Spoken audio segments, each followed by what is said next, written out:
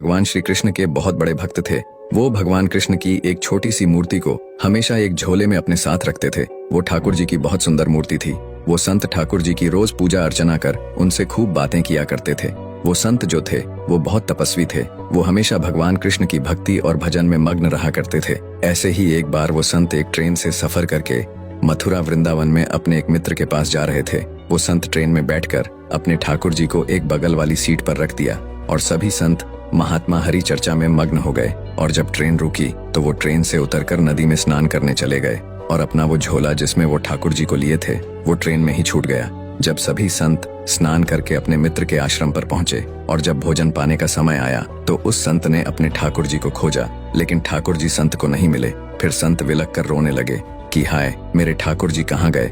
संत ने अपने ठाकुर जी के वियोग में अन्य जल को त्याग दिया और अपने ठाकुर जी को याद करते रहे। फिर उनके एक मित्र ने बोला कि आप निश्चिंत रहें, हम आपको अपने ठाकुर जी दे देंगे। वो संत बोले कि नहीं नहीं, हमें वही ठाकुर जी चाहिए जिन्हें हम अब तक अपने हृदय से लगा कर रखा और पूरी शिद्दत से पूजा अर्चना की है। फिर एक बड़े संत और थे, उन्होंने पूछा कि तुम ध्यान करो कि आपने ठाकुर जी को कहाँ छोड़ दिया है। वो संत बोला कि लगता है ट्रेन में ही रह गए होंगे। फिर उन्होंने कहा कि ट्रेन तो अब बहुत दूर निकल गई होगी और पता नहीं कि वो सीट पर कौन आया होगा और कोई लेकर ना चला गया हो। फिर भी वो संत बोले कि मेरे कुछ जान पहचान के हैं रेलवे में, मैं बात करता हूँ। वो संत गए रेलवे विभाग पर अपनी कंप्लेन को दर्ज कराया। फिर रेलवे के स्टेशन मास्टर से बताया कि हमारा एक झोला गुम गया है जिसमें हमारे मित्र के ठाकुर जी थे, आप थोड़ा हमारा वो थैला ढूंढने में हमारी मदद करो। वो स्टेशन मास्टर ने पूछा कि कौन सी ट्रेन पर आपके मित्र आए थे। जैसे ही स्टेशन मास्टर को संत ने वो ट्रेन और उसका ट्रेन नंबर बताया तो स्टेशन मास्टर बोला कि वो ट्रेन कई घंटे से उसे प्लेटफार्म पर खड़ी है,